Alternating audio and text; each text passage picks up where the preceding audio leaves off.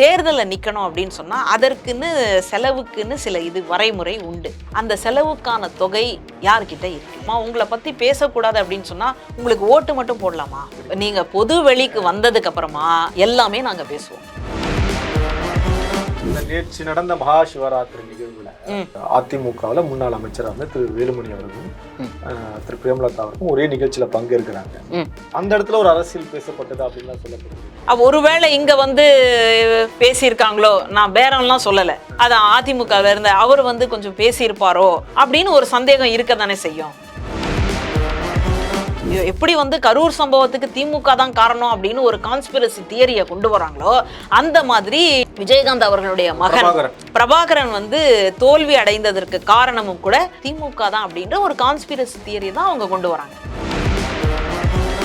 பொதுச் செயலாளர் அப்படின்ற ஒரு பதவி, அடுத்த தலைவர் அப்படின்ற ஒரு இடத்த வந்து இவங்க தங்களுக்குள்ள வாங்கிக்கிறதுக்காக அவரால் ஒண்ணுமே முடியல. அப்படி ஒரு நபரை நீங்க மேடையில வந்து சக்கர நாற்காலியில கொண்டு வந்து உட்கார வச்சு அதன் வழியாக இப்படி ஒரு பதவி பிரமாணத்தை பண்ணிட்டு நீங்க பண்றது அப்படின்றது நல்லா இருக்கா?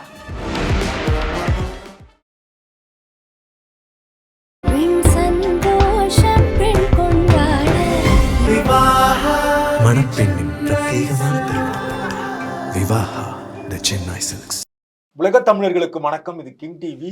இன்றைய நிகழ்வில் நம்மோடு அரசியல் விமர்சகர் பேராசிரியர் திரு மஞ்சுளா அவர்கள் நிகழ்வு நினைக்கிறார்கள். வணக்கம். வணக்கம். இப்ப அடுத்த எம்ஜிஆரா முன்வரணும் திரு விஜய் அவர்கள் முயற்சி பண்றது நம்ம பேசுறத பாக்குறோம். கடந்த காலங்கள்ல இவர்தான் எம்ஜிஆர், கருப்பு எம்ஜிஆர் அப்படின்னா சொல்லப்பட்ட திரு விஜயகாந்த், அவரால் உருவாக்கப்பட்ட தேமுதிக, அவருடைய கருப்பு எம்ஜிஆருடைய மனைவியாக இருந்த பிரேமலதா, அவருடைய அரசியல் நிலைப்பாடம்லாம் நீங்க பாக்குறீங்களா? அது எப்படி இருக்கு அது களத்துல? நடிகர் விஜயகாந்த் அவர்களை பொறுத்த வரைக்கும் அவர் வந்து படங்கள்ல இந்த மாதிரியான காட்சி அமைப்புகள் இருக்கக்கூடாது, அதாவது தவறான பழக்கங்களுக்கு ஆட்பட்டு அவர் இருக்கிற மாதிரியான காட்சிகளை அவர் தவிர்த்து இருக்கிறார் அப்படின்னு சொல்லி பார்க்குறோம். அப்போ ஒரு சமுதாய நோக்கம் அப்படின்றத நம்ம பார்க்குறோம்.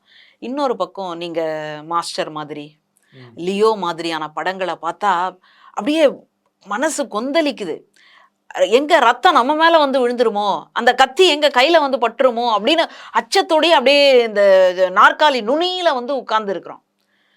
ஜென்சி கிட்ஸ் எல்லாம் பார்த்தா ஒண்ணுமே நடக்காத மாதிரியே இருக்கிறான். அப்போ அந்த மாதிரியான ஒரு வன்முறைக்கு வந்து அவர்களை பழக்கி விட்டுருக்கிறோம் அப்படின்ற ஒரு குற்றச்சாட்டு நமக்கு இன்னைக்கு இருக்கு. விஜயகாந்த் படங்களுக்கும் விஜய் படங்களுக்கும் நிச்சயமா. நான் பர்டிகுலரா அந்த இன்றைக்கு தேமுதிக இருக்கக்கூடிய அரசியல் நிலைப்பாடை பத்தி நான் கேட்கிறேன். இப்போ இந்த இடத்துல இருந்துதான் ஒரு திரைத்துறையில இருந்து அரசியலுக்கு வந்து ஒரு டிரான்ஸ்ஃபர்மேஷன் மாதிரி எதிர்க்கட்சியாவே அமர்ந்தவங்க 2011 காலகட்டங்கள்ல. அவர் அப்போ அரசியலுக்கு வரும்பொழுது அவருடைய அரசியல் புரிதல் என்ன, அவருக்கு மக்களுக்கு வந்து சேவை செய்யணும் அப்படின்ற ஒரு உணர்வு இருந்தது, மக்களோட சந்திக்கணும், மக்களை போய் பார்க்கணும் அப்படின்றத அவர் ஒரு நாளும் தவிர்த்தது கிடையாது.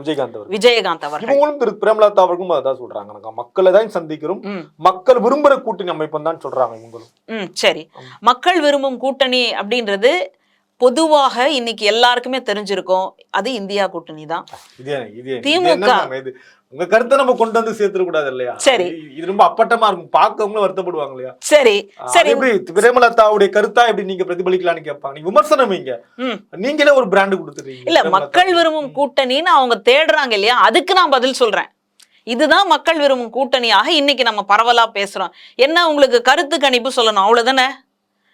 இது மஞ்சுளா கருத்து கணிப்புன்னு இன்னைக்கு நான் தொடங்குறேங்க. அந்த கருத்து கணிப்பின் படி இதுதாங்க நிலவரம் அப்படின்னு சொன்னா ஏத்துக்கோங்க.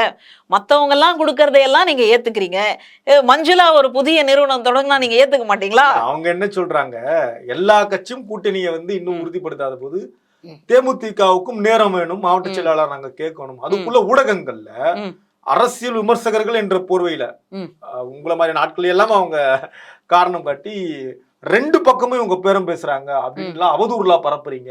அது ஒரு கடுமையா எதிர்க்கிறாங்களே திரு பிரேமலதா அவர்கள். பரப்புறீங்க, இது ரொம்ப முக்கியமானது. அவதூறுகளை வந்து நம்ம பரப்பக்கூடாது, அந்த ஒரு நேர்மை வந்து நமக்கு வேண்டும். சரி, இப்போ விஜயகாந்த் அவர்கள் கிட்ட இருந்து அவங்களுடைய அந்த அரசியல் செய்யக்கூடிய தன்மை அப்படின்றது இன்னைக்கு என்னவா இருக்கு அப்படின்னா, முழுக்க முழுக்க பிரேமலதா அம்மையாரை சார்ந்து வந்திருக்கு. அந்நியார சார்ந்து அம்மையாருனாலே அவங்க கோபப்படுறாங்க. சரி, அந்நியாரை வந்து சார்ந்து வந்திருக்கு. ஆரம்பத்துல வந்து இந்த குடும்ப அரசியல், வாரிசு அரசியல் இது மேல ஒரு பெரிய விமர்சனம் வச்ச அதே கட்சியில விமர்சனம் வச்சாங்க. இன்னைக்கு அதே மாதிரி குடும்ப அரசியல், வாரிசு அரசியல்னு வந்தாச்சு. சரி, இத சொன்னா கூட அவதூறுன்னு சொல்லுவாங்களோ என்னமோ, சரி நான் இதை விட்டுறேங்க. அவருடைய இறப்பு, அந்த இறப்பு என்னவா மாத்தணும்னு இவங்க நினைச்சாங்க. ஒரு கட்டத்துல அந்த பொதுச் செயலாளர் அப்படின்ற ஒரு பதவி, அடுத்த தலைவர் அப்படின்ற ஒரு இடத்த வந்து இவங்க தங்களுக்குள்ள வாங்கிக்கிறதுக்காக அவரால் ஒண்ணுமே முடியல. அவர் உடல்நிலை அதற்கு ஒத்துழைக்கவே இல்லை. விஜயகாந்த் அவர்களுடைய உடல்நிலை, நம்ம யாரையும் குறைவா சொல்லல, யாரையும் வந்து இழிவுபடுத்தணும் அப்படின்றதுக்காக காட்சி சொல்றோம், நம்ம ஊடகங்கள்ல அதை பார்த்தோம். ஆமா, அப்படி ஒரு நபரை நீங்க மேடையில வந்து சக்கர நாற்காலியில கொண்டு வந்து உட்கார வச்சு அதன் வழியாக இப்படி ஒரு பதவி பிரமாணமா, அது என்ன சொல்றதுன்னு தெரியல, பதவி பிரமாணத்தை பண்ணிட்டு நீங்க பண்றது அப்படின்றது நல்லா இருக்கா? அவரை தெய்வமா பார்க்கக்கூடிய ஒரு கூட்டம் உண்டு, அவரை அரசியல் தலைவராக பார்க்கக்கூடிய நபர்கள் உண்டு. அப்படியான ஒரு நபரை நீங்க பொதுவெளிகள்ல உங்களுடைய சுயநலத்துக்காக கூட்டிட்டு வந்துட்டீங்களோ அப்படின்னு நான் கேட்கல. அவரை வந்து தலைவராகவும் அவரை வந்து ஒரு மிகப்பெரிய திரை நட்சத்திரமாகவும் பார்த்து இருக்கிறவங்க இருக்காங்க இல்லையா, அவங்க கேட்கக்கூடிய கேள்வியாக கேட்குறேன். சரி, அதெல்லாம் கூட விடுங்க. ஏன்னா ஒரு தலைமை பொறுப்பை வந்து அந்த நேரத்தில் உடனடியாக நம்ம எடுக்கலை அப்படின்னா அதிமுகவினுடைய நிலைமையை பார்த்து நம்ம புரிஞ்சுக்கணும். சரி, அது பண்ணிட்டீங்க. அவருடைய இறப்புக்கு அப்புறமா அதுக்குன்னு ஒரு நினைவிடம் அப்படின்னு அமைச்சிருக்கீங்க, அதெல்லாம் கூட சரி. தேர்தல் வந்தது, அடுத்ததாக நாடாளுமன்ற தேர்தல். அந்த நாடாளுமன்ற தேர்தலில் ஒரு இழுபறி, தேமுதிகவுக்கும் அங்கே கூட்டணியில் இருந்த திமுகவுக்கும் ஒரு இழுபறி இருந்தது. அப்போ இவங்க என்ன பண்ணுறாங்க, தேர்தல் முடிவு கடைசியாக திமுக கூட்டணிக்குன்னு முடிவாயிடுச்சு. ஒரு சின்ன பிள்ளைய கூட வரவிடாமல் பண்ணிட்டாங்களே. ஏதோ பள்ளிக்கூடத்தில் பசங்களை அமுச்சிட்டு அந்த பசங்களுக்கு வந்துட்டு ஆனுவல் டேல நம்ம வாய்ப்பு கொடுக்காட்டி இந்த குழந்தைக்கு வாய்ப்பு கொடுக்க கூடாதா அப்படின்னு சொல்லி ஒரு அம்மா வந்து கேட்கும் பாருங்களேன். அந்த மாதிரி ஒரு பச்சை புள்ள, ஒரு சின்ன பிள்ளைக்கு வந்து வாய்ப்பு கொடுக்காம இந்த மாதிரி ஏமாத்திட்டீங்களே அப்படின்னு சொல்றது எந்த வகையில சரியான ஒரு அரசியலாக இருக்கும்? அனுதாபாலை கணக்க சொல்றீங்க, அனுதாபாலைகள் அதை வந்துட்டு இவங்க தவறாவே, எப்படி வந்து கரூர் சம்பவத்துக்கு திமுக தான் காரணம் அப்படின்னு ஒரு கான்ஸ்பிரசி தியரியை கொண்டு வராங்களோ அந்த மாதிரி இவர், அதாவது இந்த விஜயகாந்த் அவர்களுடைய மகன் பிரபாகரன் வந்து தோல்வி அடைந்ததற்கு காரணமும் கூட திமுக தான் அப்படின்ற ஒரு கான்ஸ்பிரசி தியரி தான் அவங்க கொண்டு வராங்க. இல்ல அரசியல் தானே பண்ண முடியும், அரசியல் தானே பண்றாங்க. அரசியல்ல நாகரிக அரசியல்னு ஒண்ணு இருக்கு. அப்படி ஒண்ணு, அந்த நாகரிக அரசியல் இன்னைக்கு சமீப காலமாக கெட்டே போச்சு அப்படின்னு தான் பாக்குறோம். இவரு காமராஜர் அவர்கள் மீது விமர்சனம் வைக்காத திமுக தொண்டர்கள் இல்லை, இவரு அண்ணாவின் மீது விமர்சனம் வைக்காத காமராஜருடைய தொண்டர்கள் இல்லை. ஆனா அப்படி ஒரு விமர்சனம் வந்த உடனே காமராஜர் ஆகட்டும் ஐயா அல்லது அண்ணா ஆகட்டும் உடனடியாக அவர்களை கூப்பிட்டு உட்காரு, உனக்கு என்ன பிரச்சனை, இப்போ உட்காரு அப்படின்னு சொல்லக்கூடிய ஒரு நாகரீக அரசியலை நம்ம பாக்குறோம். இங்க என்னவா இருக்கு? இல்ல அவங்க வேதனையோட சொல்றாங்க. நீங்க நாகரிகம்லாம் சரி, நம்ம என்ன பால் அடிக்கிறோமோ அந்த பால் தானே அவங்க அடிப்பாங்க. அவங்க வேதனையோட சொல்றாங்க, நாங்க பேரை பேசுறோம்னு யார் சொன்னா அவங்க கேக்குறாங்க. அதுல ஒரு நியாயம் இருக்கு இல்லையா? சரி, பேச்சுவார்த்தை நடக்குதுன்னு ஏன் நமக்கு செய்தி வருது? நடத்த கூடாதா பேச்சுவார்த்தை? சரி, அப்போ அந்த பேச்சுவார்த்தையில என்ன பேசுவீங்க? பேச்சுவார்த்தைக்கு ஒரு அடித்தளம்னு ஒண்ணு இருக்கு இல்லையா, ஒரு முகாந்திரம் என்னவா இருக்கும்? என்ன வந்து முதல்வர் ஆக்கிடுங்கன்னு பேச போறீங்களா? இல்ல, வாய்ப்பு இல்ல. சரி, அடுத்தது வந்து எத்தனை எம்எல்ஏக்கள் வந்து எங்களுக்கு, அதுவும் தொகுதி எத்தனை கொடுப்பீங்க? எம்எல்ஏ ஆக்க முடியாது, அது வந்து மக்கள் கையில தான் இருக்கு. அப்போ எத்தனை தொகுதிகள் வந்து நீங்க கொடுக்க போறீங்க அப்படின்னு பேச போறீங்க. சரி, அடுத்தது வந்து எம்பி சீட்டு, ஏற்கனவே அதிமுகவில் கிடைக்காத அந்த எம்பி சீட்டு கொடுக்குறேன்னு சொல்லி தவறி போன அந்த ஏமாற்றப்பட்ட அந்த எம்பி சீட்டு, அதை வந்து கேட்டு நீங்க நிக்கிறீங்க. சரி, இப்போ நீங்க தேர்தலில் நிக்கணும். தேர்தலில் நிக்கணும் அப்படின்னு சொன்னா அதற்குன்னு செலவுக்குன்னு சில வரைமுறை உண்டு. அந்த செலவுக்கான தொகை யார்கிட்ட இருக்கு?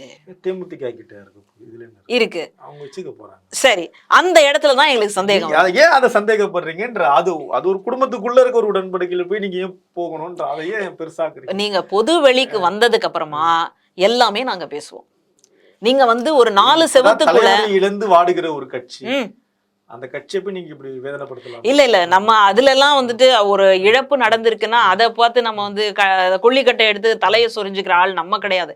ஆனா அதை வச்சு அரசியல் பண்றது அப்படின்றது, ஏன்னா ராஜீவ்காந்தி படுகொலை செய்யப்பட்ட போது அதை வைத்து அரசியல் ஆதாயம் பார்த்த கட்சி அதிமுக. அனைத்து இந்திய அண்ணா அது நடக்கலன்னா அம்மையார் ஜெயலலிதாவே கிடையாதுன்னு கிடையாது. சரியா? அப்போ ஆட்சியில இருந்த திமுக ஆட்சி கலைக்கப்பட்டது. நீங்க எப்படி வந்து அதுக்கு ஒரு அனுதாப அலையை வந்து கிரியேட் பண்றீங்களோ அந்த மாதிரி ஆட்சியில மக்களால் தேர்ந்தெடுக்கப்பட்ட ஒரு ஆட்சியை கலைச்சிருக்கிறோமே, அதுக்கு ஒரு அனுதாப அலை வந்திருக்கா? வரவே இல்லையேங்க. ஒரு பக்கம் மட்டுமே பேசுறீங்களே. பாதிக்கப்பட்டவனுக்குன்னு ஒரு நியாயம் இருக்கும் இல்லையா, அவனுக்குன்னு ஒரு குரல் இருக்கும் இல்லையா. நீதிமன்றத்துல கூட யார் மேல குற்றம் சாட்டப்பட்டிருக்கோ அவங்களுக்கும் கொஞ்சம் நேரம் கொடுத்து விசாரணையை நடத்துறோம். அப்படி இருக்கக்கூடிய சூழல்ல பொது வெளிகள்ல நீங்க வந்ததுக்கு அப்புறமா உங்களை பத்தி பேசக்கூடாது அப்படின்னு சொன்னா உங்களுக்கு ஓட்டு மட்டும் போடலாமா? இந்த நியாயமான ஒரு கேள்வி இருக்கு இல்லையா. அப்போ இது வரைக்கும் நீங்க ஆரம்பத்துல பாத்தீங்க அப்படின்னு சொன்னா திமுக தலைவர் பேசிட்டு போயிடுறீங்க. நீங்க அரசியல் விமர்சகர்ன்ற போர்விலே பேசிட்டு போயிடுறீங்க. சமூக ஊடகங்கள் என்ன பண்றாங்க, பொட்டி வாங்குற கட்சின்னு எழுதிட்டு இருக்காங்க இல்லையா. அப்ப அவங்க இலக்கு அங்க நடந்துச்சு பாருங்க. அந்த இலக்கோட தானே நீங்க பேசுனீங்கன்னு புரிஞ்சுக்கணும். சரி, அப்போ அது இல்ல அப்படின்றத நீங்க தெளிவா மறுத்துக்கலாமே. எல்லாருக்கும் ஒரு குற்றச்சாட்டு வைக்கிறதுக்கோ அல்லது வந்து ஏதாவது ஒரு காரணத்தை விமர்சனம் வைக்கிறதுக்கோ இருக்கு. ஆனால் அதை வந்து இல்ல அப்படின்னு சொல்றதுல என்ன இருக்கு? எப்பவுமே வந்து இல்லாம புகையாது, அள்ளாம குறையாது. இல்ல அத பாக்குறவங்க வருத்தப்பட மாட்டாங்களா? இல்ல நம்ம வந்துட்டு ஒரு பெண்மணி அரசியலுக்கு வராங்க அப்படின்னா நம்ம ஆதரிக்கணும்.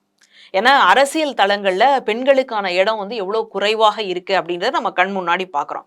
அப்படி இருக்கக்கூடிய ஒரு சூழல்ல தேவையில்லாம நம்ம ஒருத்தர் மேல அவதூறு பரப்ப போறது இல்லை. அவங்க இதுக்கப்புறமா, அதாவது இந்த கூட்டணிக்கு முன்னாடி எல்லாம் கூட திமுகவின் மீது மிகப்பெரிய விமர்சனம் எல்லாம் வச்சிருக்காங்க. ஒரு முதல்வர் வந்து எப்படி வந்து அவருடைய உடல்நிலை இருக்கு அப்படின்னு சொல்லியிருக்காங்க. திடீர்னு பார்த்தா திமுகவினுடைய செயல் திட்டங்கள் எல்லாம் ரொம்ப சிறப்பா இருக்கு அப்படின்னு ஒரு பார்வையை வந்து வைக்கிறாங்க. ஒரு பக்கம் விமர்சனம், இன்னொரு பக்கம் பாராட்டு, இதெல்லாம் போய்கிட்டே இருக்கு. இப்போ திடீர்னு எங்க நிக்கிறாங்க அப்படின்னு கேட்டா ஒரு அமைதி நிலவுது. இந்த இடம் தான் நமக்கு வந்து சந்தேகத்தை கொடுக்குது. நேற்று நடந்த மகா சிவராத்திரி நிகழ்வுல அதிமுகவுல முன்னாள் அமைச்சராக இருந்த திரு வேலுமணி அவர்களும் திரு பிரேமலதா அவர்களும் ஒரே நிகழ்ச்சியில பங்கேற்கிறாங்க. அருக இருக்க புகைப்படம் வருது. அந்த இடத்துல ஒரு அரசியல் பேசப்பட்டது அப்படின்லாம் சொல்லப்படுது. அதெல்லாம் நியாயமா? அது இப்படி பார்க்கும் பொழுது ஒருவேளை இங்க வந்து பேசியிருக்காங்களோ, நான் பேரம்லாம் சொல்லல, ஒருவேளை இங்க வந்து பேசியிருப்பாங்களோ, அதான் அதிமுகல இருந்த அவர் வந்து கொஞ்சம் பேசியிருப்பாரோ அப்படின்னு ஒரு சந்தேகம் இருக்க தானே செய்யும். ரெண்டு பேரும் பக்கத்துல இருக்கும் பொழுது ஏதாவது ஒண்ணு பேசிதானே இருப்பாங்க. நீங்க நல்லா இருக்கீங்களா?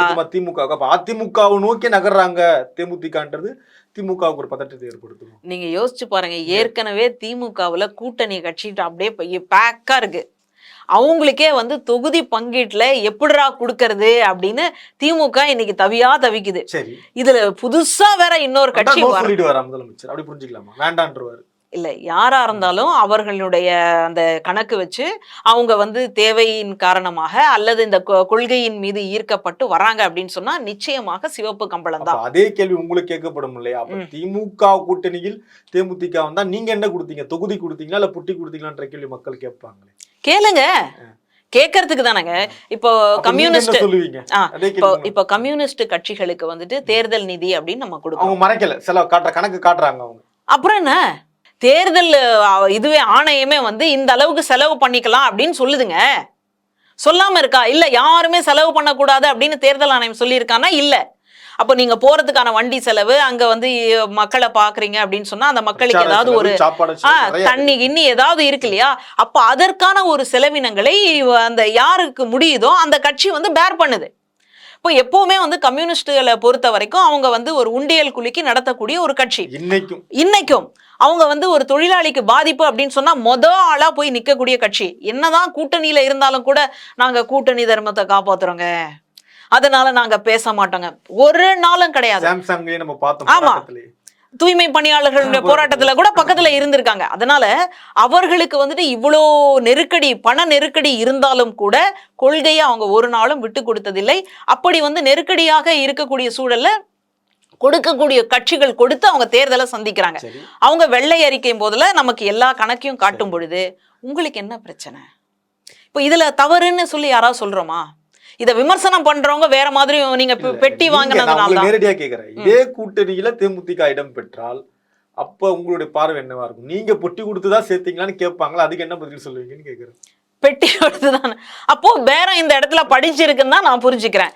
இங்க பெட்டி மட்டும் தானா அல்லது வந்து எம்பி சீட்டுகளுக்கான அவங்களுக்கான நிலைப்பாட்டுல வந்து 2 பாக்குறோம். ஜெயிக்கக்கூடிய கட்சி அப்படின்னா அதுல எம்பி சீட்டு, ஒருவேளை வேற மாதிரி இருக்கு அப்படின்னு சொன்னா குறைந்தபட்சம் ஒரு பெட்டியாவது. இப்படித்தான் எனக்கு ஒரு புரிதல். இல்ல, நான் ஜெனரலா இருக்கக்கூடிய இடத்த வந்து நம்ம சொல்றேன். அவங்கள மன வேதனைப்படுத்தாத பாக்குறவங்களுக்கு அவங்க இன்னும் கோபப்படுவாங்க. எங்களை ஏன் இப்படி விமர்சனம் பண்றீங்கன்ற கோபத்தை வச்சுட்டே இருப்பாங்க. இல்ல நம்ம வந்து விமர்சனம் மேல எதுவுமே செய்யல. நம்ம என்ன சொல்றோம் அப்படின்னா, இதுதான் அரசியல்ல இருக்கக்கூடிய நடைமுறை. ஒண்ணு இப்படி இல்ல அப்படி. ஏற்கனவே சொன்னாரு பாருங்க, கருவோட்டு குழம்புன்னு சொல்லுங்க, இல்ல சாம்பார்னு சொல்லுங்க. அது என்ன கருவோட்டு சாம்பார்ன்ற மாதிரி நீங்க எந்த கட்சிக்கு வேண்டுமானாலும் நீங்கள் கூட்டணியில போகலாம். கொஞ்சம் நேரம் ஆகுது, அவ்வளவுதான். நம்ம நேரம் ஆகுறதுக்குள்ள நீங்க ஒரு கதையை கட்டி விட்டுறீங்க. அவங்க முடிவு தீர்மானமா எடுக்கணும் இல்லையா? பேசுறாங்க, தயாராகிறாங்க, எடுங்க. நம்ம வேணாம்லாம் சொல்லல. அது எந்த அடிப்படையில எடுக்கப்பட்டதுன்னு நமக்கு ஒரு வியூகம் இருக்கு. இப்படியா யூகத்துல நம்ம இப்படியா இருக்குமோ அப்படியா இருக்குமோன்னு நினைக்கிறோம். அதுக்கு நீங்க பதில் சொல்லுங்க. யாருமே வந்துட்டு கேள்வி கேட்க கூடாது அப்படின்னு சொல்ல முடியாது இல்லையா? பொதுவெளிகள்ல வரக்கூடிய மக்களின் மீது நம்ம ஒரு கேள்வி கணைகளை வீசுறோம். இது பழின்றாங்க. அவங்க என்ன சொல்றாங்க, தெளிவான கேள்வி என்ன சொல்றாங்கன்னா, கூட்டணி நாங்க முடிவு செய்வோம், உங்களுக்கு என்ன அவசரம்ன்றாங்க. விமர்சகர்களையும் கேட்கறாங்க, பத்திரிகையும் கேட்கறாங்க, ஊடகத்தையும். உங்களுக்கு என்ன அவசரம், நாங்களே கூலா இருக்கோம் அப்படின்றாங்க. எங்களுக்கு ஒரு கியூரியாசிட்டி. விஜயகாந்த் அவர்கள் தொடங்கிய கட்சி, எதிர்கட்சியாக அமர்ந்த அவர்களுடைய இந்த கட்சி ஞாபகம் இருக்கா? அவர்களுடைய மகன்லாம் டஃப் கொடுத்த திமுக கூட்டணிக்கு வந்து டஃப் கொடுத்த அந்த கட்சி, ஒரு பெண்மணி வந்து தலைமை ஏற்கக்கூடிய அந்த கட்சி அப்படின்னு நம்ம வந்து ஒரு கியூரியாசிட்டியோட பாக்குறோம். இதுலயும் வந்து திராவிட சித்தாந்தம் இருக்கே அப்படின்னு சொல்லி பாக்குறோம். நம்ம தமிழ்நாட்டை பொறுத்த வரைக்கும் திராவிட சித்தாந்தங்கள் கொண்ட கட்சிகள் தான் இந்த மண்ணை ஆள வேண்டும் அப்படின்னு நம்ம முடிவு பண்ணியிருக்கோம், அக்கறையோட. ஆமா, ஏன்னா இந்த மண்ணினுடைய, இப்போ நீங்க தேசிய கட்சிகள் எடுத்துக்கிட்டீங்கன்னா இந்த மண்ணினுடைய மொழியை பத்தி தெரியுதா? இந்த மண்ணினுடைய கல்வியில தேசிய முற்போக்கு திராவிடர் கழகம் தானே, திராவிடர் கழகம் தானே தேசியத்துக்கு கொண்டு போயிட்டாங்க. ஆமா, இருந்தாலும் இந்த அஇஅதிமுக அப்போ எம்ஜிஆர் அவர்கள் கொண்டு வந்தது போல இவங்களும் வந்து தேசிய அப்படின்னு சொல்றாங்க. ஆனா அதுலயும் திராவிட அப்படின்ற ஒரு சொல்லாட்சி இருக்கிறதுனால எங்களுக்கு குறைந்தபட்சம் ஒரு நம்பிக்கை இருக்குன்னு நாங்க சொல்ல வரோம். நம்பிக்கை இருக்கு. ஆமா, எதிர்பார்க்கலாம். அதனால இப்போ இந்த மண்ணை பொறுத்த வரைக்கும் இந்த திராவிட சித்தாந்தம் கொண்ட கட்சிகள் வந்து இணைஞ்சு இருக்கிறது அப்படின்றதுதான் சிறப்பு. அதனால இப்போ இவங்க வந்து தங்களுடைய வெற்றியை காரணம் கொண்டாலும் சரி, இந்த மண்ணுக்கான ஆட்சியை கொடுக்கணும்னு நினைச்சாலும் சரி, அப்போ திராவிட சித்தாந்தம் கொண்ட ஒரு கூட்டணியில தான் இவங்க இணையணும் அப்படின்றது ஒரு சாமானியனாக என்னுடைய எதிர்பார்ப்பு. அதான் பூசி முழுகினதுல இந்தியா கூட்டணிக்கு வரணும்ன்றீங்க. அத கூட நான் வெளிப்படையா சொல்லலைங்க, விடுங்க. ஏன்னா இந்த மண்ணுக்கு நாசம் விளைவிக்காத ஒரு கட்சியோட நீங்க கூட்டணி வச்சுக்கோங்க. ஆமா, தொடர்ந்து பயணிக்கலாம். நன்றி.